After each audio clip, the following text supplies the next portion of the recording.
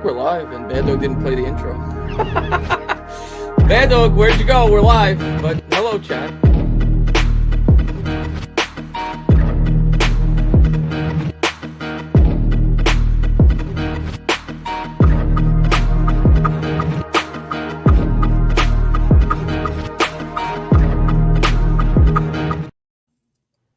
What the hell just happened? That's weird. Try this again. Intro. What did that happen? It started playing for me. At first, it was live, and then it started playing for me. But now it's not. Well, we're live. So we're live. We're live. I'm not going to play the intro. Then that's weird. Hit intro and music. That's exactly what I did, but like I always do. It was very strange. Anyway, what's going on? That's the type of year it's been for the Giants. Anyway, everything seems to get messed up. I don't know. It was weird. I don't know why. Blame it on Mara like everything else. Yeah, it is Mara's fault, as a matter of fact. So, but what's going on, everybody? Happy today, February. Hump day. Hump day, yeah, always. February 18th. Is that what today is? 19th, whatever. I'm on vacation this week. They all blend together, so it's a long time coming for me, and God knows I needed it after this terrible season that was the Giants. Obviously, Eagles are Super Bowl champions. Every team in this division has two at least, and unfortunately, I don't think the Eagles are going anywhere. So, obviously, I don't want to give credit to the Eagles, but you have to. I think they're the blueprint for what you want to build. They're very deep on both sides of the football. They're a very complete team. It's obvious, they've been in the Super Bowl 2 of the last 3 years. They won it this year, and definitely were the most dominant team in football at the end of the year. I don't know that any team would have beat Philadelphia the way they were playing. Free agency is upon us. There's been rumors about trades, and it's obvious we don't have a quarterback going into the year. So we're really in dire straits. I don't know who the hell our quarterback is going to be. I don't know if anybody knows who the hell our quarterback is going to be, but these rumors about Matthew Stafford just seem to persist. Going to the New York Giants. I don't know what the trade value would be. I certainly wouldn't want to give up a third overall pick for Matthew Stafford. I can't see that happening. But Adriana, if the price was right, say it was a second round pick, this year and a third round pick next year. So are you in the market for a Matthew Stafford, or do you just think don't even bother with the guy? I feel like don't even bother, because where I'm at right now is I want long-term solutions. And I feel like if you're trading for Matt Stafford, it means you're obviously not getting Ward or Sanders. And I don't particularly love Sanders, but if we're getting Stafford, it means that we're not getting a future quarterback probably until 2026. I assume that means they're just going to get one later to be the backup, which is whatever. But I just feel like it means it's a short-term plan. And I also feel like there's a lot of things that are going to go wrong. And my biggest concern is I already don't have a ton of faith in this front office and coaching staff. And now you're talking about whatever plan they sold John Mara the Friday before week 18, whatever it was, that whole thing has gone out the window. So now my concern as a fan is like, well, whatever they sold Mara on, that whole thing is out the window. So now what are we doing? Now we're talking about only 2 years of success for Matt Stafford. If we're lucky, you're talking about trading away future draft picks, taking on a huge contract for a 37-year-old injury-prone quarterback when you don't have an offensive line figured out. You don't have a defensive line figured out. You need at least a wide receiver, a cornerback, a safety. What else? A few other things. So it's like, what are we doing here? Like that is really going to lead me to believe like this front office has no idea what they're doing. And then my biggest concern is that if they bring in Stafford and let's say we have a decent year, John Mara is going to be like, oh, let's sign him to an extension. Let's keep him on board for a couple years. And then you're like, oh my God, what are we doing? And it's long-term failure. You know what I love about Adriana? I swear you're a lot like me. You start off very calm. And then as stuff starts to build up and you start to talk, start to hear yourself what you're saying, you start to get really animated and pissed off. I like it. But what do you mean you don't believe in the front office? Joe Shane said we're close. We're close. I don't know. That's it. That's what worries me now is that it's like, oh, we're close. We're going to bring in Matt Stafford and, we'll be fine. Anthony, are we a Matt Stafford away from being a good football team? No, we're not a Matt Stafford away from being a good football team. We need a cornerback. We need, offensive line help. We need defensive line help. We need wide receiver help.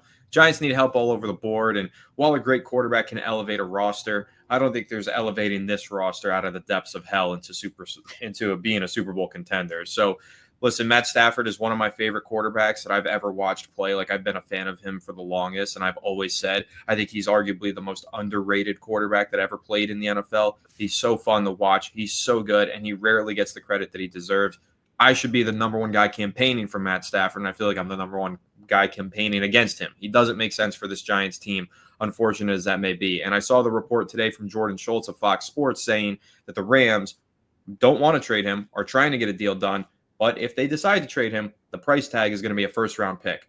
The Giants cannot trade away the number 3 pick for Matt Stafford. That wouldn't make sense. So then what's the logic? Are they going to do a pick swap with Matt Stafford included, trade all the way down into the 20s into the NFL draft? That doesn't make a lot of sense for the Giants either. Trading your 2026 first-round pick makes even less sense if you're the New York Giants. You can't trade away a first-round pick when you are a 3-14 team coming off of a season where you lost a franchise record 10 straight games. It would be absolute malpractice, and it would be the Hail Mary move. If you remember at Joe Shane's press conference, he said he wasn't going to make a Hail Mary move. This would be a Hail Mary move. I don't want to see the Giants say their Hail Marys at church this upcoming Sunday. Chris, why would the Giants even entertain Matt Stafford? Like, what do you think the thinking is behind, if it's even true? I mean, so to go back to what Anthony said about Schultz, I think I don't buy anything into either side of that, because the Rams are going to try to present from a position of power. So they're not going to make it seem abundantly clear, at least publicly, that they're dying to trade this guy. I don't know if they're going to trade him or not. I think it would be a horrible decision for the New York Giants to trade Matt Stafford. But the reason, Bad Dog, is simple. It's the same reason why I think they're going to draft Shedeur Sanders, even though a lot of people think that it would be a reach at the quarterback position. The Giants are desperate at that position, and Joe Shane is desperate to save his job if they were to do that. And it reeks of desperation if they make a trade like that. What do I think the package would be? I don't think the Giants would be willing to give up a first-round pick, but I think it would take at least 2 seconds and maybe one conditional first, based off of the performance of the team. And I think the Giants would be fools to make a trade like that with all the holes that they have. It screams short-term minor success. You're not winning a Super Bowl with him. Maybe it puts you middle of the pack, which is the worst place to be in the NFL, and it makes it even harder to get a quarterback. But why would the Giants do it? Because Joe Shane's trying to save his job. He feels the heat on his neck, and he doesn't. If you were to do this, you have to think he doesn't believe Shedeur Sanders is going to be able to get this team to where it needs to be for him to continue to retain his job. So he would take the next approach and reach for a quarterback. In the end, I don't think it's going to happen. I still think we're drafting Shedeur Sanders. I think there's a lot of smoke before the draft, but crazier things have happened, so I'm not going to completely rule it out. Yeah, Matt Stafford it makes no sense. He's 37. He's not mobile. We have a bad offensive line. We have one really good wide receiver. We have, like Rajan mentioned, like you guys mentioned, and we know this as Giants fans, there's holes everywhere. We're not a quarterback away from contending. And because you're rebuilding, I mean, we're at the bottom 3-14. You don't bring in an aging veteran to be your quarter. You bring in a bridge guy like a Jameis Winston. That's the guy you bring in, and you draft the quarterback so you can start your future, so you can start your rebuild with a quarterback. It would make absolutely no sense to bring in Matt Stafford. If we were a quarterback away, if this team, just say Daniel Jones was having a decent year, and we were, 7-5, and then he got hurt and we lost the rest of our games. And we finished 7-10. And you're thinking, oh, well, if he stayed healthy or we had a quarterback and we have all these other pieces around the quarterback, then it makes sense. We won 3 games, man. 3. Matt Stafford ain't going to come in here and make us win 11. He's not an 8-game difference maker on this. Not just that bad, though. As bad as our team, also look where we play. We play in a division with arguably the 2 best teams in the entire conference going into the year.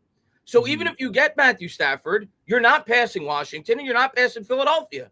So what are we doing at that point? Are you paying $55 million a year and giving up 2 second-round picks to get a guy that can help groom Malik Neighbors? Is that really worth it to give up future draft assets? So it doesn't make a whole lot of sense to me. I think that it would be the quintessential New York Jets move. This is something that the New York Jets would do.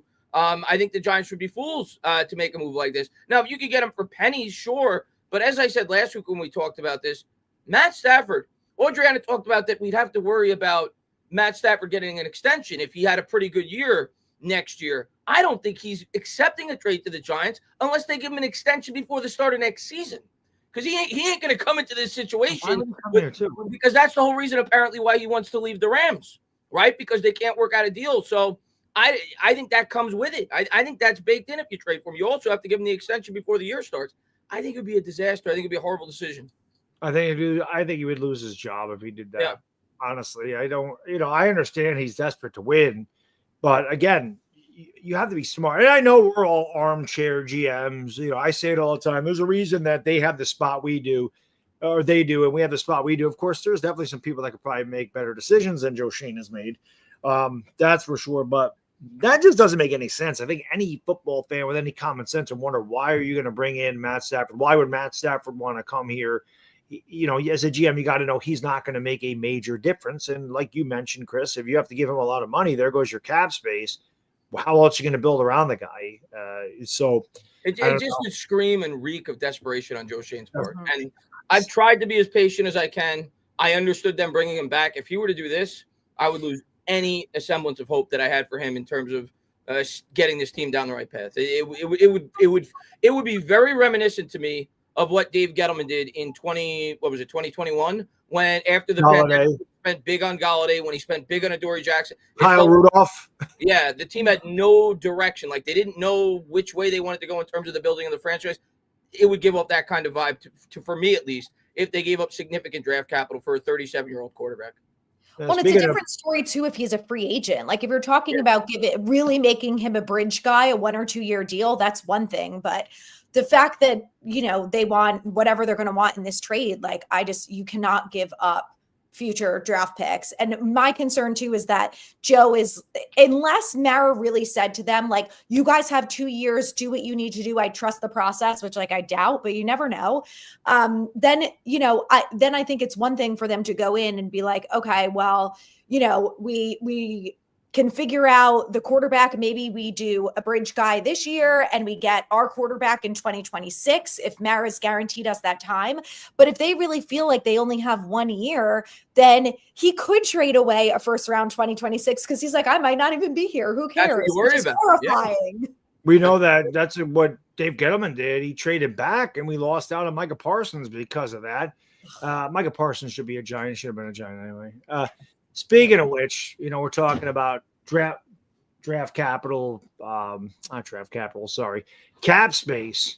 Obviously, free agency is about 3 weeks away. I think legal tampering begins March 10th. I think that's what the date is. Anthony, is there anybody that you look at and go, the Giants really need to throw a bag at this? Is there one guy you could sit there and go, I would throw 60% of my draft or my salary cap at? Is there somebody you like have your eye on, say, we really need this guy to come in here and be a Giant? Not at that kind of price tag. I know a lot of Giants fans really want Trey Smith. I think that when you look at Trey Smith, yes, he's a proven commodity. He's a great right guard. I also think it's important to look at context and situation. The New York Giants are not a great situation, and Trey Smith has played for the Kansas City Chiefs and won 2 Super Bowls, playing in front of the best quarterback in the world and under the best head coach in the world. So I don't expect these players that play for these great teams and play so well for these great teams to come over here and continue playing at that exact same level. You have to expect some sort of regression. And in this market and with these fans, if Trey Smith comes over here and he gives us anything underneath elite level play, Giants fans are going to lose their freaking minds. So I think that's just throwing caution to the wind. If they do go out there and sign some elite talent, I think Giants fans should temper their expectations across the board here with any of these free agents. The guy that I like the most is Justin Fields as a short-term, starter for a few weeks. Then the rookie comes in, bridge kind of player who has upside. I'm still on the Fields train. I like him. But if they want something a little bit more legitimate as a starting quarterback with all of these Matt Stafford rumors swirling around, Russell Wilson, go bring him here, have him feed Malik Neighbors. He can be here for 2 years if you want him to be. But I also think Giants fans need to realize that price tag is going to be really high for Russell Wilson. You're going to sign Russell Wilson and just about nobody else unless you backload that deal. He's going to cost you a ton of money. Yeah. I also think it's interesting. I was listening to the Rich Eisen show earlier today and his reaction to the salary cap. And the number one thing that he said to take that he took away, and I actually found this pretty eye-opening, was GMs should no longer pinch pennies on running backs and safeties. That's exactly what the Giants did last year. But with the cap going up every single year, these bad contracts and position value contracts that you don't sign, like to a running back, I mean, we always talk about the fact that the Giants, could they have given Saquon $4 million guaranteed more? You know, he only wanted a few more million. The cap went up the following year, so they should have. And it's going up astronomical numbers every single year, so they probably should have thrown that extra few million in guarantees, because that's the way that the salary cap is moving. That seems to be what the Saquon Barkley's agents understood, what the Eagles understood, what the Giants probably didn't have the foresight to see. And so I do think that is something that the Giants should keep in mind as the salary cap goes up. You can have a little bit more wiggle room in negotiating these contracts with these positions that might be a little bit undervalued. Yeah, really good point. Because, yeah, it does. Where it goes up 10% every year, something like that, 10, 15% every year. So, but it's all relative. Their contracts go 10% too. So, of course. But like what Anthony is saying, if they signed them now. I understand what he's saying. Chris, is there one person you have your eye on, say, Giants really need to make a run at this guy? Yeah, just to add to what Anthony had to say there, you look at what the Eagles do, and everybody and it's great what he's able to do with the cap and how he's able to keep his players. And I envision if the Giants are ever able to get to the point to have what they feel is a Super Bowl window, they will start to do things like that. They will do these void years on these contracts where you could take extra risk when you feel like you have a more developed roster. The problem is we have to get to that point, and we haven't been able to do it. So I think every GM, most GMs at least, I would think, realize they could do creative things with the cap. But in terms of what I think the Giants are going to target free agency, I've said it all along. I think it's going to be corner and wide receiver. I think those are going to be the two primary positions where they go after. I've seen rumors. I said it before the show that the Giants, at least, there's rumors that they're looking at. I'm so bad at pronouncing names. Yeah, we had his brother, the former defensive tackle with the Cowboys. I'm not in love with that idea because everything that I've heard about in this year's draft class, everybody has like incredible grades on the defensive tackles in this year's draft class. I forgot who it was. I think it was Jeremiah said that he had, I think it was 24 defensive tackles were like second round grades or better in this year's draft class. So I feel like probably better suited to go in the draft at that position. But I think wide receiver and corners where I got my eye. Byron Murphy's an interesting name. We bypassed him in the draft a couple of years ago about 5 years ago now when we took DeAndre Baker. That worked out well, but he's an interesting name. Reed from the Jets is an interesting name. Doesn't have to travel very far. Wide receiver, I mean, obviously T. Higgins, but I think we all agree we're probably not going to be shopping that high at that position. Yeah, we'll get priced out of that. Yeah, and as we've talked about, he's probably not going to envision the Giants as an ideal scenario either. Stephon Diggs, I'm not in love with him, and he's older, but at least there's ties there with Dable, so I at least think that's a possibility. So he'll be a name that I have my eye out on. Not necessarily what I want, but I could see it. Those are some of the bigger names that I've got my eye on. I think they will probably add maybe a swing tackle in free agency, but I don't expect them to spend big at that position in the draft. Not saying I would be upset if they did, but last year they spent the bulk of their free agency money there. I think they'll build through the draft more so this year on the offensive line. Do you think a guy like Chris Godwin could be available? He's interesting, coming off an injury, veteran. He was having an incredible year before he got hurt. I think he had like 700 yards in like 5 or 6 weeks. Yeah, I mean, he's ultra consistent. Every year, he's kind of like Evans. Like, you could pencil him in. He's going to get you 1,100 yards. Yeah, I would love a guy like Godwin if the price was right. But like I said, corner, wide receiver, that's where I got my eyes on in terms of the big – similar to hopefully it works out a lot better, but similar to the 2021 offseason we talked about when they spent big at Golladay and Adoree Jackson. I expect something similar here. I think that's where the bulk of their free agency money is going to be spent. At least Adoree Jackson was halfway decent for us. He was solid. Yeah. Kenny Golladay, not so much. Adriano, who are the free agents you're looking at? Who do you think they should target? I think their top 3 priorities in free agency need to be quarterback, cornerback, and offensive line. Like Chris said, we know that there's a ton of defensive tackles in the draft. And as much as I would love someone like Milton Williams, I just don't really think it's worth it when you've got other priorities and only a certain amount of money. Obviously, Trey Smith, I think, is the top guy. I don't know if the Giants are going to make an attempt at him. They might, for all we know. we don't have a right guard right now. And if they go into the season with it being Evan Neal or Joshua Azudu, I'm going to scream. So I'm like, they have to bring in some sort of veteran who's like, hopefully not Van Roten. So I would like to see them bring in Smith or someone, another right guard, ideally. I'd love to see them re-sign Tyree Phillips. I'd like to know that we have a spin tackle who, again, is not Evan Neal or Joshua Azudu. Would be great. And then I really like DJ Reed. I think he's a good fit here with Shane Bowen. And I also think, knowing that the Giants' new defensive backs coach came from the Jets, is going to have that experience developing a young group of cornerbacks. And I really think we need a vet in the building. And I think DJ Reed is going to be that guy. It's obviously a position of big time need. And he's not the number one cornerback coming out. So I think also having that to the Giants' benefit, they can go after someone like him without feeling like they're going to have to spend an arm and a leg on one position when they obviously have other positions they need to fill. Yeah. I like what Anthony said. Like, I love Trey Smith. I would love him to be a Giant, but I also sit there and go, you just played in 3 Super Bowls in a row. You won 2 of them. Like, I was thinking to myself, when you're a free agent, what is the draw to come to the Giants? Like, what I know money, but you can get money anywhere. Yeah. So why would you, like, we don't even have a quarterback. You don't even know who the hell you're protecting. That's the problem, much, right? Yeah. So why would he say, you know what, I want to leave this ideal situation in Kansas City? Because a lot of times guys will take less to stay on these winning teams. So what is the draw to come to the New York Giants if you are an established player like Trey Smith? And he's going to cost an arm and a leg. These guards are making, what, 20, 25 million a year. I mean, everybody's making a ton of money now. But I would love him. I just don't know if it's feasible for the Giants to get him. Justin Fields is definitely a guy. I think we've all agreed we would love to see Justin Fields. I think that he's a very low risk, high reward type of guy. He's young. He's mobile. Brian Dable is supposed to be able to help these young quarterbacks. He has a lot of talent. I just think a lot of it is just, hasn't developed yet. And he really hasn't had the opportunity to play.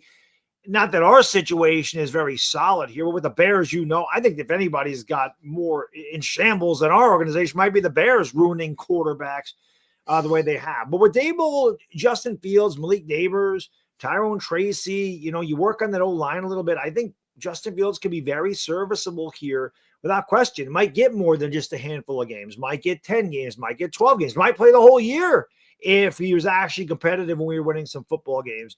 And then, we definitely need a corner. DJ Reed is a guy that's certainly out there. That name is very popular with the Giants, as is Javon Holland. We still need a safety.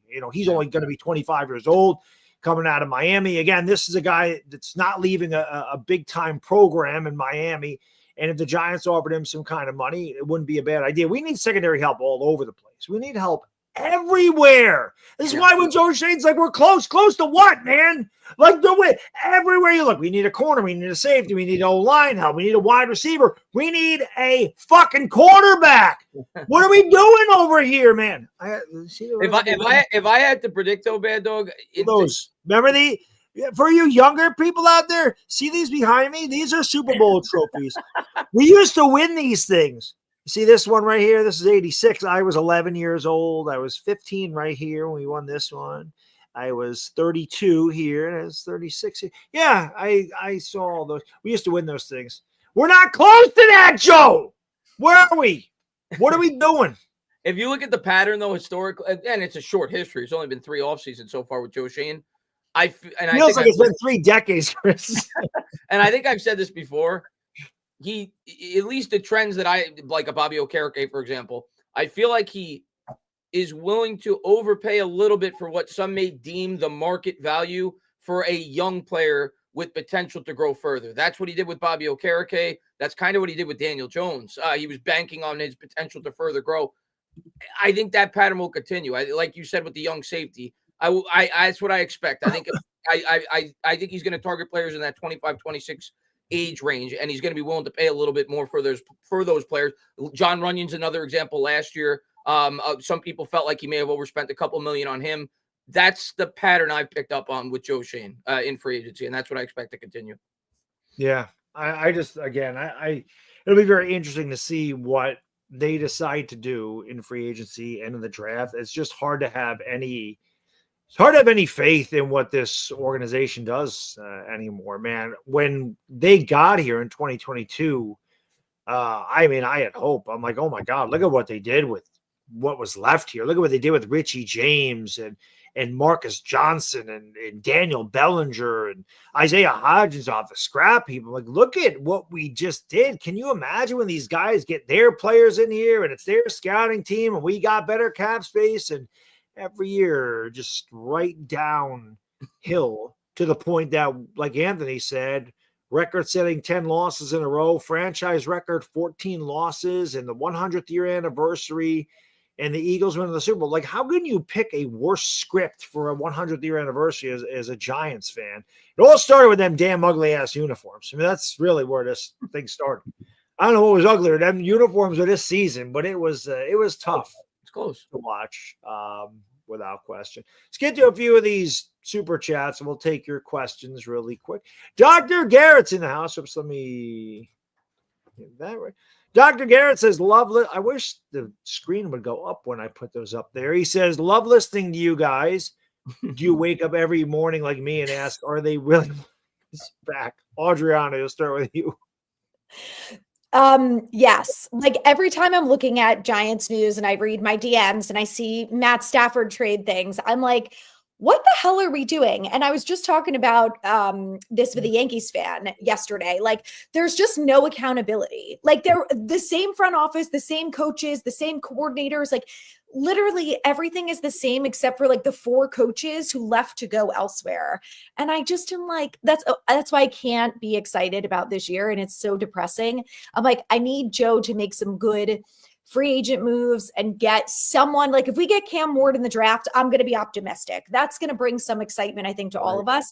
Even Abdul Carter, like, just give me something to be excited about, because right now it's nothing. Right. Yeah, I agree. And you look at the schedule we have. Oh, it's brutal. Anthony, do you wake up every morning and go, and what the hell are we doing? What the hell's going on out there? No, of course not. You guys know I'm Joe Shane's biggest fan, right? Yeah, of course. Yeah, no, I wake up every day pissed off by the decision to keep Joe Shane. Absolutely. Okay. Short and sweet there. Short and sweet. Chris, what do you think? Yeah, I mean, I'm definitely willing to give him a chance this year, but obviously I understand why fans think the way Anthony does. The team's regressed. The team's gotten worse. And based on what he does this offseason, I'm going to be very critical of him if he does some things that I disagree with. But I'm willing to let this offseason play out to see where the team goes. That's where I'm at. I envision these last 2 years as years that he was using to build the team, that he was going to support the quarterback that he was more than likely going to draft in this year's draft. We'll see if he goes that route. Obviously, we could bicker and fight about a lot of the draft picks he's made, but let's see what happens this year when he gets his quarterback and see if there's reason for hope going forward. That's where I'm at. But I could sink real fast with Joe Shane based off this offseason and based off the way the team looks at the beginning of the year. A lot of pressure on him, a lot of pressure on Dable. But I'm certainly willing to give him a chance this year. I think that even if it's Shedeur Sanders, I mean, I prefer Cameron Ward, but I do think if you get a young quarterback in here, I do believe that should give you some optimism. At least saying, hey, man, it's going in a different direction. It can't be worse than Daniel Jones. Let's actually build a team around him this time. Let's fix the offensive line. Let's get this guy. He already has a number 1 receiver in Malik Neighbors, but I don't think there's any question. We got to set this up better, and they have to have a absolute direction on, are you trying to win or are you trying to rebuild? Because with Dave Gettleman, we know he was trying to rebuild and win at the same time. You can't do that because that shows you have no direction. Like, where are you going? What is your future? What are you building around? I don't know what Dave Gettleman was building around. I never could figure it out. I don't think Shane at this point, and I think this is what a lot of fans are scared about. I don't think Shane at this point could sell a full rebuild. You've been building now for 3 years. You've bypassed the quarterback position. You've been building in the draft. I'm not saying he's got to go balls to the walls and go all in, but I don't think you could sell the fan base on a complete rebuild at this point. What have you been doing the last 3 years with your draft picks? And that's why I think a lot of Giants fans are scared going into this offseason and how he's going to operate. So I think that's the thing that a lot of people are concerned with. Right. What? Hold on a second. But I do think he needs to draft a rookie quarterback. I don't know what this one is. Do you guys think that – oh, go ahead, Anthony. I was just going to say on the rookie quarterback front, if you guys saw the report last week that the Giants made it obvious, that Joe Shane made it obvious. If you saw that at the Senior Bowl, that he was scouring the landscape for a rookie quarterback. That was from Jordan Rannon. And then immediately the dots got connected to Jackson Dart, Jalen Milroe. And then people were like, oh, well, maybe it has something to do with Matt Stafford. What I really interpreted that article as was he's scouring the landscape trying to find a trade partner, aka the Tennessee Titans, to move up and get his guy. That's how I interpreted that article. And I want to know what your guys' take on that is, because again, at the Senior Bowl, we saw in Hard Knocks, that's where the trade idea for Brian Burns started. So I don't think he's learning a ton about Jackson Dart and Jalen Milroe there. So that's why I didn't interpret it as he was locked in on the Senior Bowl quarterbacks.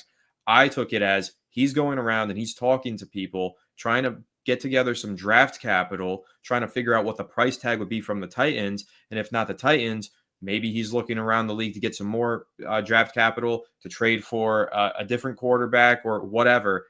I interpret it as he's looking at Cam Ward or Shador at number 1 overall, making sure that he gets his guy and nobody in front of him can take them from him. I've said that now for 3-4 weeks, that and not that I'm hoping for that. If they're going to take a quarterback, which I think they are, I'm hoping they could stay at 3 and get him. But I've said that now for 3-4 weeks. I expect the Giants to at least consider trading up and drafting a quarterback in this year's draft. I at the end of the day, Joe Shane has to sell hope. What sells hope more so than saying, this is my guy, I'm not sticking at 3, I'm going up and I'm getting my guy. This is my quarterback. This is the guy I'm putting my job on the line for. So if the Titans are open to trading down, and also from Tennessee's perspective, if they're open to trading down, why would you want to go much further than number 3? Why would you want to go to 6 with the Raiders and bypass Abdul Carter, bypass a generational corner with like a Travis Hunter? I don't think they're going to be looking to trade back further than 3, but at the same time, I think the Giants have to realize that and realize that you don't want to overpay either. But I agree with you, Anthony. I think the Giants are at least going to contemplate potentially trading up if the deal is right. I wouldn't be surprised at all. Yeah, listen, man, Chris, we've talked about this a number of times on our show. If they really like a guy and he's absolutely sold on a guy and he wants to trade up and get it, you like the conviction. At the end of the day, Bad Dog, and I saw Jordan Rahn post this on Twitter. He asked them, if you were Joe Shane and you liked the quarterback, would you give up 2 third-round picks to go up and get him? At the end of the day, if you hit on the quarterback, who gives a shit about 2 third-round picks? You're going to laugh at that, right? You look at C.J. Stroud. The Texans wouldn't trade him for 5 first-round picks right now. Jaden Daniels, same thing. If you find your guy, he's your guy. So I think if Joe Shane really liked the quarterback, he absolutely would trade something like that. I don't know if he'd give up future first and things like that, but I'm not ruling it out, Bad Dog. I think it's on the table. I definitely think the Giants could consider it at the very least. But if they're smart, I don't think the Titans are drafting a quarterback. And I've said this now. I know a lot of mock drafts have them doing it. I haven't been keeping up the last week or so. You have a new GM. You have a new head coach. I don't think they're drafting a quarterback. I think they're going to take the Joe Shane route and say, we're going to build this thing out for 2 or 3 more years. We know there's a lot of holes to fill. We don't want to put our job on the line for a quarterback in this class as early as we do. Joe Shane's a lot more desperate. If the Giants realize that and realize that the Titans aren't going to be looking to trade down past 3 or 4 so they could still draft an Abdul Carter or Travis Hunter, I think the Giants should call their bluff and stay at 3. But I wouldn't be surprised if they trade up. I really wouldn't be. Yeah, again, we talked about reeking of desperation, knowing that he's under a lot of pressure. And at this point, you got to take a swing. You got to take a swing for the fences. If you're him, you can't be like, if people are like, oh, we got to trade back. I'm like, maybe in a different year when you're not on the hot seat, you haven't just lost 14 games, you could consider that. But there's just no way you trade out of that 3 spot. Even if you don't get your quarterback, there's a guy like Abdul Carter there. There's Travis Hunter. Those are ridiculously talented guys at very important positions in the NFL. You can't sit there and trade back and pass on one of those guys that have generational like talent, because we did this. We saw Gettleman do it. They let the Eagles trade up and get Devontae Smith, and then we decided not to get Micah Parsons. And we said it after the night we streamed that game. And I believed it then. I still believe it now. Abdul Carter's going first overall. I think he's going first overall. I've believed that now for 2 or 3 months. When I first said that on Twitter, people called me crazy. Now you're starting to see more and more mocks have Abdul Carter going first overall. I think he's going first overall. I think he's the best player in this draft at a very important position. And I think that's who the Titans are going to draft. Yeah. That guy is incredible. And if the Giants got him, I wouldn't be upset at all. But I think you see the Giants trading up to number 1. Would you be okay if they traded up to number 1? To get Abdul Carter? No. To get a for quarterback. quarterback. Would I be okay with it? Sure. I'd say to myself, that's their guy. They're going all in. And I mean, it depends on the trade. Are we giving up 3 first-round picks? But, within reason, is it what I want? No. I just told you what I want. I want them to stay at 3, and I think a quarterback will drop to them. But I can't fault the Giants, bad dog, because everybody says, oh, well, they're both about equal. Just stay and pick the guy you want. That's not the way it works. They're going to prefer one of these quarterbacks. And if they have an opportunity to go up and get the one that they prefer over the other, I can't kill them for that. So that's their guy. They're putting their neck out on the line for him. Is it what I want on draft night? No. But I also realize it's a very realistic possibility. Adriana, Yeah. I agree. I'm not really going to be thrilled about it. If they have their conviction and they think that's their guy, but I'm just like, I just don't think this is the year to trade up for a quarterback. And like, if you're going to give up future picks, like I would have rather you last year offered up a haul for Jaden Daniels or Drake May instead of this year offering up whatever they're going to have to offer up to get Sanders or Ward. I just don't feel like either one of those guys is worth trading away a bunch of future picks to move up one spot, because I agree with Chris. I don't think Tennessee is going quarterback. I think they have the luxury with a new GM and a new head coach to do whatever they want. And if the Browns end up trading Myles Garrett, then 1 and 2 could easily be Abdul Carter and Travis Hunter, or vice versa. Like I think it could go any way. And at that point, I'm like, I don't really want them to do it. Like, I like Cam Ward. If that's what they want to do, so be it.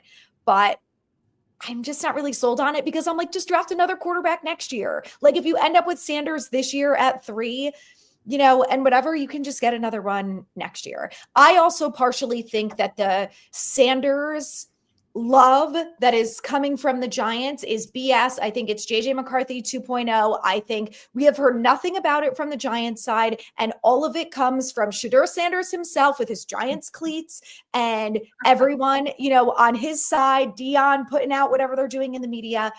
Yes, Joe Shane went to games and scouted him. He also was scouting Travis Hunter, who is also going to be a top 3 pick. Like, right. He went and scouted a bunch of other players. So I don't know. I think it's all hype. I don't think that they're sold on Sanders. I think it's JJ McCarthy all over, and they want people to believe that Sanders is their guy. Maybe it's wishful thinking. I think they do love Sanders, but I want to jump in and say the media attention connecting the Giants and Sanders, I really think it's a product of us all being Giants fans and being in the Giants algorithm, because I see the same things from Titans fans and Browns fans. He had Browns cleats and Titans cleats.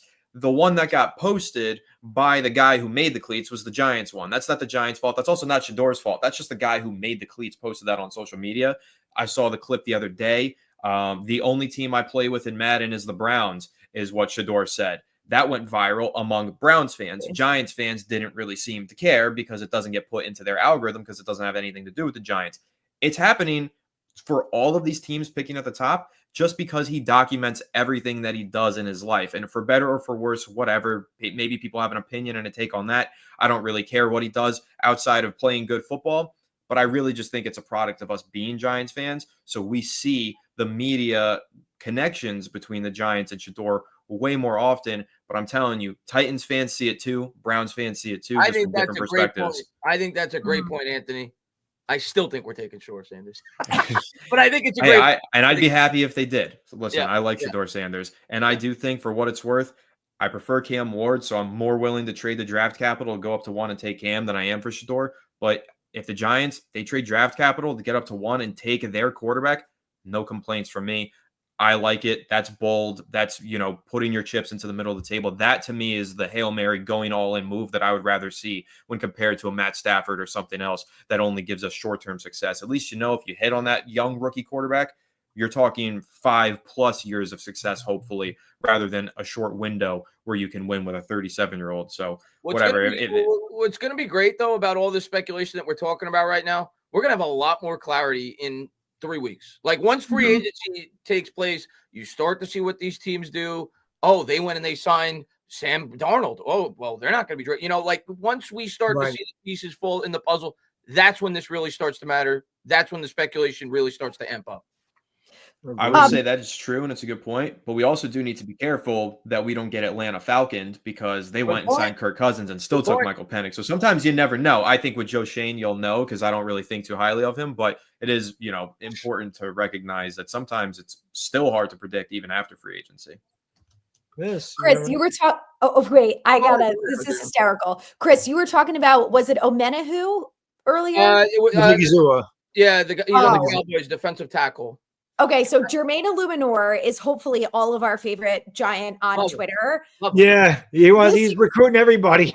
Wait, this is hysterical. So Charles Omenahu, who's a defensive lineman for the Chiefs, I guess was injured this past season. Someone commented that he apparently has been involved in some DV with his partner, and I don't know if that's true. But so he just tweeted, on another note, next season will be my first full season back with no distractions, no injury. I get a full off season to train, refuel, and retool 9-0. Jermaine Illuminor retweeted it and posted, refuel, retool, and still suck. And I love this guy. I'm so happy he's a Giant. He's impossible not to like. Yeah. So awesome. Yeah. I love the shit talking from him. Rod, speaking of shit talking, Kayvon and Des, that still makes me laugh. Oh my God. Rodney, thank you, brother. He says, we have to go against the Chiefs, Niners, Eagles, twice the Commanders, Lions, Vikings next season. How many games is Stafford winning us? He can't help.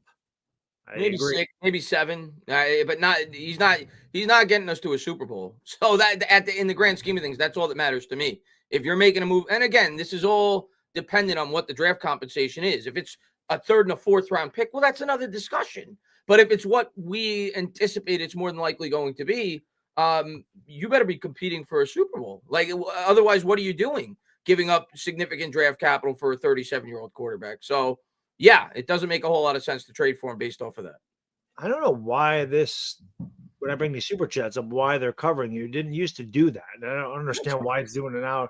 Been messing around this the whole time, and I can't get it to shift up. So I don't know what's going on. But yeah, Rodney, I agree. I mean, we have a absolutely brutal. It's amazing how we're so bad every year, and every year we have a brutal schedule. And obviously, the NFC East is very tough. But really, you just switch divisions, and the NFC. I want to get all your guys' opinions on this as far as this Stafford thing goes. Just thinking about it from Joe Shane's perspective, what do you think gives you a better chance to keep your job? Say he does this Stafford trade, trading 2 second-round picks for Matt Stafford, extending them, and the team wins 8 games. They look somewhat competitive. They're getting better, and they have that to build off of going the next year. At that point, he probably keeps his job. You're coming off a 3-win season. The team had a 5-win jump. He's selling Mara that next year we're going to be a competitor. What gives him a better chance to keep his job? That or drafting a guy like Shedeur Sanders and Cam Ward and the team winning, say, 4 games, similar to Daniel Jones' rookie year, where he showed promise in his rookie year, but the team was really bad. What do you think is, just thinking about it from Shane's perspective, what do you think is the better path for him to have more job security? I don't know. I would say that's the question. Yeah, that's the question, right? I would say rookie quarterback, man, because if you go out there and spend, draft capital and pay Stafford a fortune, and you're still missing the playoffs, it's kind of like, what's the point? What are you going to do the next year? And again, it's easy to move on from Shane. Stafford doesn't care who the GM is. Stafford's a veteran. Where as a rookie quarterback, I don't think you'd want to bring in a whole, because if Shane goes, everybody's going. Yeah. And then you're gonna do the same thing you did to Daniel Jones, where they got rid of Shermer after his rookie season, and then you saw Joe Judge, and then you saw Brian Daboll, and again, you just, not that Daniel Jones was ever going to be great anyway, but you certainly didn't do him any favors by constantly shifting coordinators and coaches and players, and there was no stability for him. Yeah. You don't want to do that to rookie quarterbacks. So to me, yeah, I think if you went bridge quarterback, rookie quarterback, I think that he'd have more leeway, because to say, hey man, listen, we're rebuilding. I mean, we've got a quarterback and now we got to build around him. Let me have at it. But who knows, man? He's in a bad spot. I'm curious to get your guys' take on that. What scenario do you think gives Shane the better chance at getting multiple years to continue to build this football team? I was thinking about that, because I was like, he has to be really desperate to make this Stafford trade if he ends up doing it. And then the theory behind it is obviously they're in win now mode. So if it works and they win, great. But to me, there's way bigger consequences if it goes wrong. And I think there's a higher chance of the Stafford thing blowing up in his face very quickly than the rookie quarterback situation. I think John Mara is going to give him job security if he gets a rookie quarterback. I think it also allows him time to say, like, if the first year is not great and there's some ups and downs, it's going to give him time to say, okay, well, I have another off season to build up the players around him. If we have more holes likely that we're going to have to fill in, and it's going to give him another year in Dable's system and yada, yada, yada. I think the rookie quarterback definitely puts him in a better situation. That's the key to me. As long as Shane feels that he's getting another year if he drafts a rookie quarterback, I think that's the path he's going 100%. My question, though, is if the team wins 4 games, does Mara just say blow it up? And if Shane feels that way, just thinking from Shane's perspective, I think it would be a stupid decision. I could understand him wanting to go the Stafford route. So that's where my head's at. That's why I've said all along, if they're going to bring Shane back, you got to give him another year. You have to give him the assurance if he drafts a rookie, you're not going to blow this thing up the next year. And that's what I worry about. But Anthony, go ahead. Yeah, I think the Stafford trade gives him more security because I think with our schedule and our division and our roster, the odds of a rookie quarterback stepping in and winning more than 5 games are very slim. And John Mara made it very clear. We heard the Mike Garafolo report. There was some sort of playoff mandate, and he said that he needs to be happier by the end of the season. Giants have to win games this year in order for these guys to keep their jobs. I don't think that he gave them any type of assurance that if they take a rookie, they'll get an extra year. I think they have to deliver this season. And it's more realistic to me that Stafford pulls the rabbit out of his hat than a rookie quarterback in this environment. I think with most rookies, take away the Jaden Daniels, CJ Stroud overnight transformations that you don't see that often. They are the outliers. Most rookie quarterbacks struggle in their first season. The team struggles as a result, and they lose a lot of games. So to me, what gives Joe Shane more job security would be trading for Matt Stafford, because there is a chance that he wins you 6 to 8 games. You probably still miss the playoffs. And you could sell Mara on. But now you're some sort of middling team. Yeah. Yes, now you sell Mara on. Let me get a couple more pieces for Stafford. Let's run this back and then go forward. So that's what I think gives Shane more job security. That's why I am in fear like you are. That's what worries me. Yeah, that's exactly what worries me too. But I also, I don't know. The Stafford thing is just, it's a whole ridiculous thing, honestly. But I also don't think that Stafford prevents you from drafting a rookie quarterback unless you trade away that number 3 overall pick, which would be asinine. So maybe they try and do both, but I'm going to tell you what, though. I'm going to say if Mara fires Shane, if they take Shedeur Sanders, they win 4 or 5 games, I think it will be a huge mistake. A huge mistake, because I think they're going to end up blowing it all up again. You're going to force it's a disaster. That's why if you're going to see it through and you're going to take all the venom from the fan base for bringing Shane and Dable back, if they draft a rookie quarterback, give them their 2 years with the quarterback, unless you get the first pick, like we've talked about before, then the gloves are off. You do whatever you want at that point. But if you're picking 5 or 6 and the quarterback shows some growth throughout the course of the year, let them see the 2 years with the quarterback. That's my view on it, at least. And then if he continues to struggle the next year and the team's not growing, then you blow it up. That's what I think they should do, but I worry it's what they will not do. And that's why I think there may be some legitimacy to the Giants' interest in a Matt Stafford, because I agree with Anthony that if the team wins 8 games based on the things that Mara said, based on prior history, and as opposed to the team winning 3 or 4 games with a rookie quarterback, he may be telling himself, I probably have a better chance to keep my job and have another 2 or 3 years to continue to build this football team. And that's my biggest worry right now, Anthony, even though I still think we'll draft a rookie. And the last element to it that I'll kind of throw in there, if the Giants win, let's say 6 to 8 games, somewhere in that range, they're not picking top 5 to 10. They're picking probably more like 8 to 16, depending on how competitive the field of competition is next year. And again, that makes it harder for John Mara to attract a general manager into the situation like he ran into this past offseason. It's harder to sell the job on his potential replacement when you have a Matt Stafford on a $55 million a year contract, when you have fewer draft assets, and when you're picking 10th as opposed to 4th. So exactly. When I think about all that, Anthony, I could understand from Shane's perspective, even though I don't want him to do it, why he would at least consider a trade for Matt Stafford. Yeah. That's why I'm living in fear right now, because I think that it makes a lot of sense from Joe Shane's perspective, not from the New York Giants' perspective. And so we're going to find out if there is an opportunity for him to make this trade. We're going to find out how selfish he is. And honestly, I can't say that he's wrong for being selfish. If I was in his shoes, I would do the same thing to try and preserve my job as well. But we'll find out how selfish he is, or if he's really dedicated to building the New York Giants the right way. We will find out soon enough as free agency kicks off in a few weeks. Age 50, thank you, says, I have pain from the Giants for the last 10 years.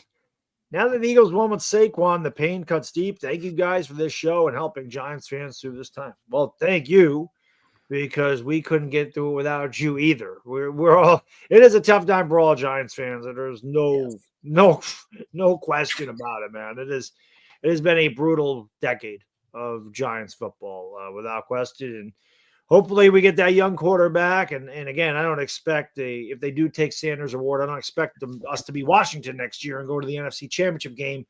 But it would be nice to have some fresh legs back there, a fresh arm, a fresh mind, and a fresh start. And at least we'd have some hope going into the year saying, hey, man, maybe this is the guy. You don't know. But it would be nice to have that kind of faith. And we know we didn't have it with Daniel Jones for the last 2 years at least. So it's going to be a very different looking Giants football team next year. Will the results be the same or different? Only time will tell. Thank God for that. It's going to be different. But Sadi says after the Super Bowl, there's no way we let Aziz walk, even though he's injury prone. I think it could be used as a high end rotational piece. Hashtag Cam or Shador. You guys think about it? If Aziz don't cost a lot of money, I'd be more than happy to take it back, because when he is on the field, he's very productive. That's the problem, though, in my opinion. I think somebody's going to be willing to pay him more than what the Giants are going to. I hope we bring him back, but maybe I'll be proven wrong. I think he's going to get a decent contract out on the open market. And I don't think with the amount of money that the Giants have invested in Burns that I'm assuming they're going to extend Kayvon on the 5th-year option, and they could probably draft an edge in the draft relatively early this year. I could be wrong, guys. I don't think Aziz is coming back. Well, if they draft Abdul Carter, he isn't. Oh, of course not. Of course not. But I hope he's back. I like him, but I don't know. What do you guys think? You guys think he's coming back? I would like him to come back, but I am not sure. I think the Giants could use the injury prone stuff as some sort of leverage. But like you said, if there's other teams who see his impact and, have him as a rotational guy and don't care that he only plays for half the season most of the time, then they're probably willing to pay more for that, especially because the Giants probably are going to pick up Kayvon's 5th-year option. But if I were the Giants, I wouldn't let that stop them. I don't think they would ever trade Kayvon because he's Joe Shane's guy, but I would be thinking, maybe think about trading him or Aziz. If you can end up getting Abdul Carter, then they're both on the chopping block. See what you get. Yeah. I think they'll have a chance to re-sign him. I don't think his market is going to be that strong. I actually think it's a really strong free agency class, stronger than usual. When I look at the top 100 listed free agents who are set to hit the open market, there's a lot of talent this year, more than I think last year and the year prior. There's a lot of guys hitting free agency. I think for that reason, Azeez Ojulari is going to kind of fly under the radar. He's not going to get a really competitive field, especially when you look at, I think, the top 10 teams with the most cap space. Outside of those top 10, there are a lot of teams in salary cap hell right now really struggling to get their head above water. So I don't think guys like Azeez Ojulari are going to get overpaid on the market. I think they're going to get market value. And I think his market value is pretty low considering all the injuries that he's had. So I think that the Giants are going to be able to extend him. And I think that they should if they can get him under for the right price. Even if they drafted Abdul Carter, maybe they should still bring him back. You can never have enough depth. Never have enough edge rushers at all in this league, without question. Because you look at what the Eagles did, man, they got pressure on Mahomes with 4 guys. They didn't blitz one time, but they sacked him 6, 7 times. It kind of reminds me of what we did against Brady, although we did blitz him. But, I mean, my God, we used to get pressure with that front 4. It was insane.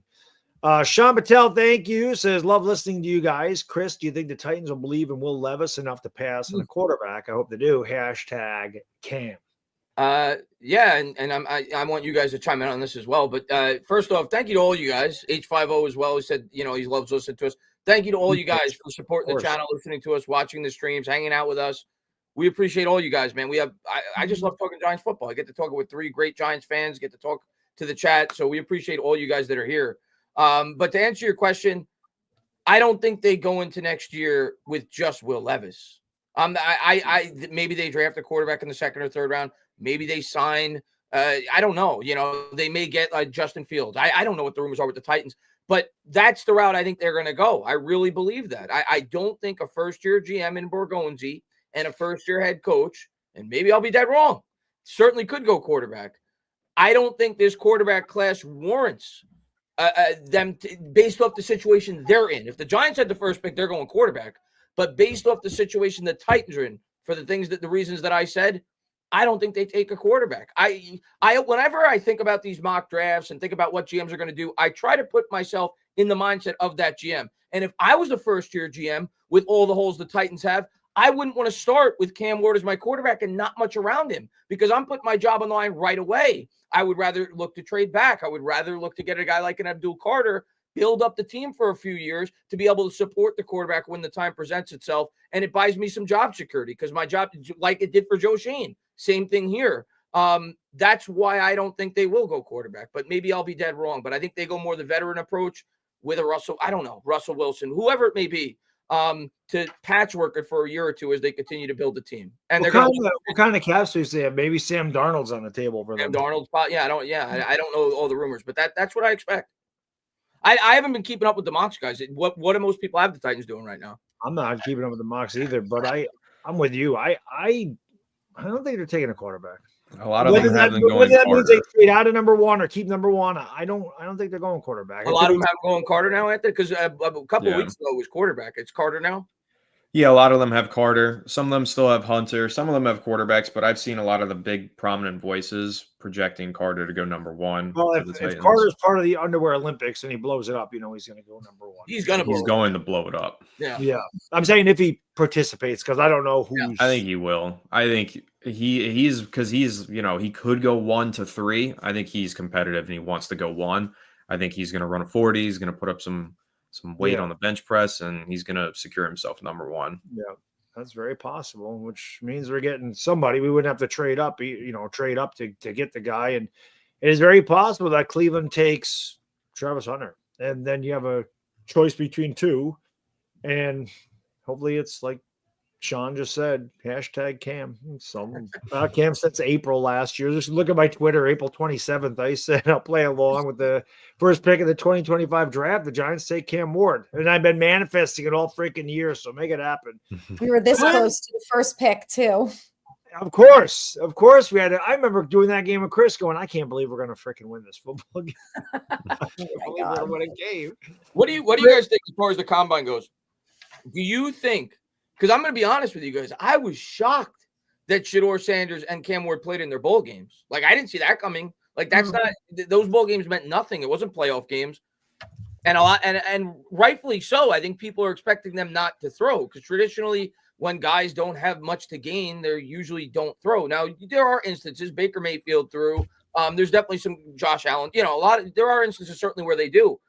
But do you think that these guys are going to end up partaking in these drills, or do you think they just sit it out and they do the chalkboard and the interviews? Shedeur and Cam Ward specifically. I can't see them doing the combine, but who knows?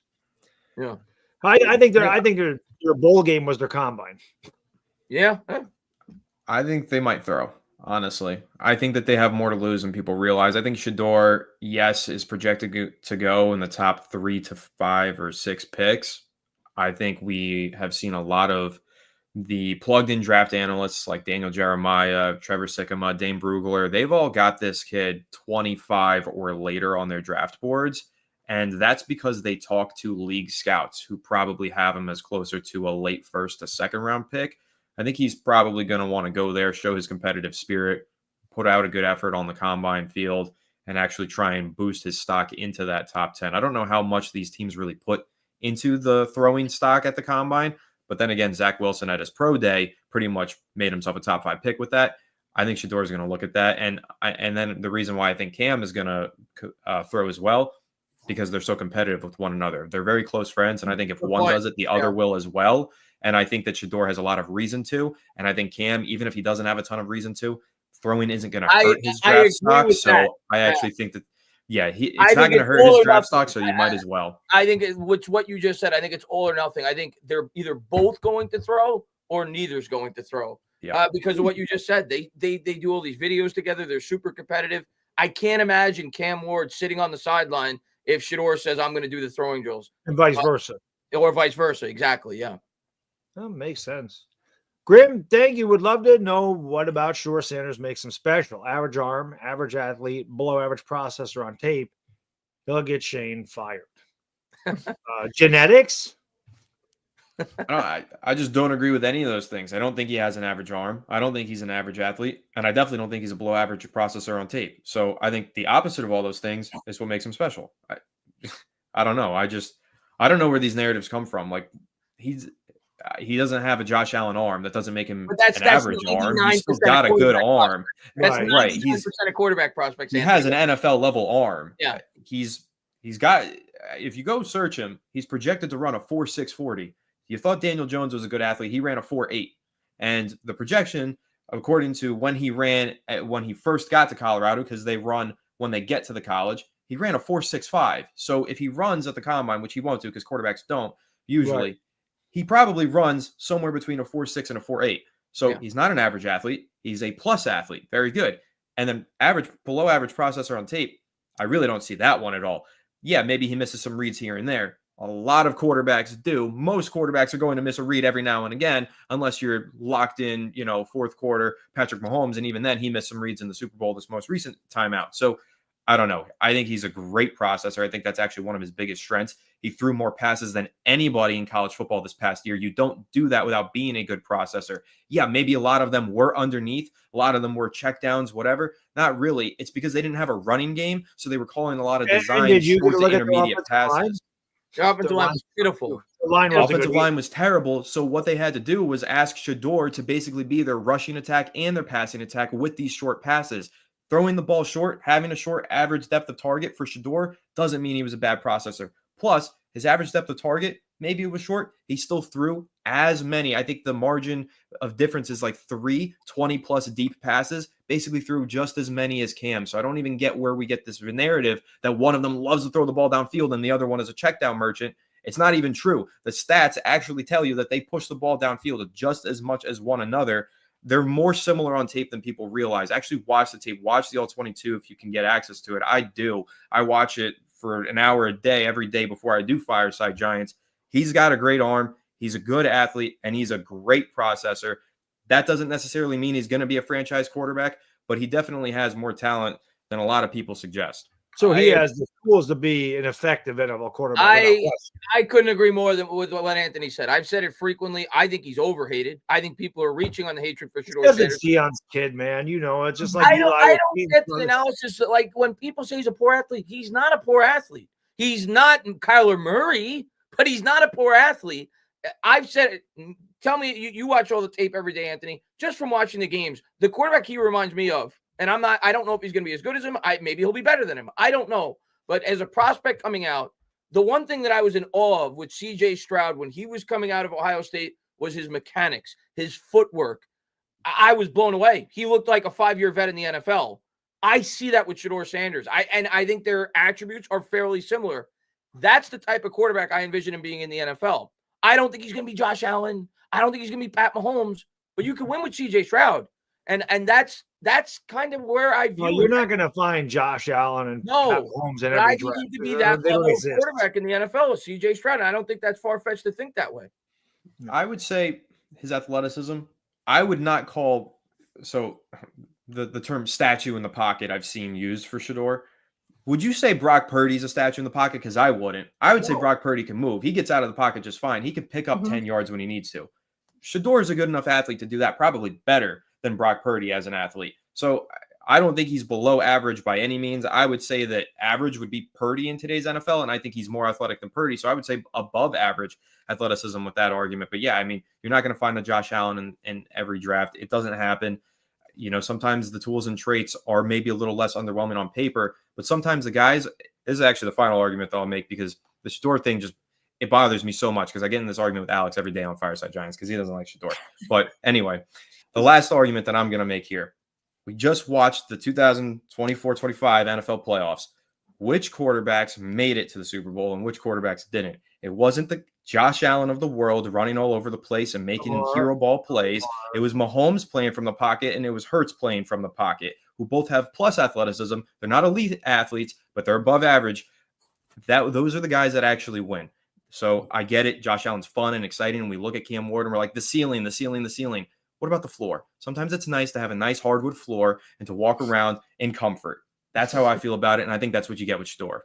Anthony, do you think that some of the hate for Shador is when you look at athletes that came out last year, like they're comparing him to Jaden Daniels? You think that has absolutely. something to do with? Okay, it's kind of what I think. Last year, people need to understand Giants fans didn't look closely at the quarterback classes before last season because we weren't in the market for a quarterback. They don't realize that this quarterback class is maybe a little below average, but it's actually not, because you've even got Jackson Dart in here. He's a pretty good quarterback too. This quarterback class is closer to average than last year's. Got to realize last year's was like generational. That term shouldn't be used often, but for last year's quarterback class, that was a generational quarterback class. We see them once every several years. 2004 was the last one that I think stacked up to 2024. 20-year gap. I'm gonna push back a little bit there, Anthony. What about the Burrow class? The Burrow class was special. That one was really good. That one was really, really good. So Herbert, that's 3 in 20 years. Tua, Jalen Hurts. Again, 3 in 20 years, though. Yeah, no, so I agree. I don't know. I they don't come around that often. They don't come around that often. Yeah, I agree. It's so rare. And for that reason, the quarterbacks in this class are being evaluated in a much harsher light. And I think with Shador, I think he is really mechanically sound, like you said, Chris. He does have a little bit of wasted motion, I think, in his throwing motion because he pats the ball a lot, and that used to infuriate me with Daniel Jones. But, I mean, outside of that, yeah, the kid is a great processor. He does hold the ball too long. He's not perfect. None of these quarterback prospects are, except Jaden Daniels, apparently. But again, I think that Giants fans need to contextualize more. That's really what I'm trying to get at here. Look at the context of this class, last class, the one before, contextualize things, and then realize that maybe there's more than just the media hot takes that get thrown out there. It's definitely not as bad as the class from 2022. You can look at it that way, too. That was a horrible class. And the other thing I like about these two quarterbacks in particular, I think they're ready to come in. And I'm not saying be Jaden Daniels. That's a pipe dream. But they have a lot of experience at the collegiate level. And a lot of times that plays a factor when they get off the hot start. Mm-hmm. You look at Joe Burrow. You look at, obviously, Jaden Daniels this year. He played in college forever.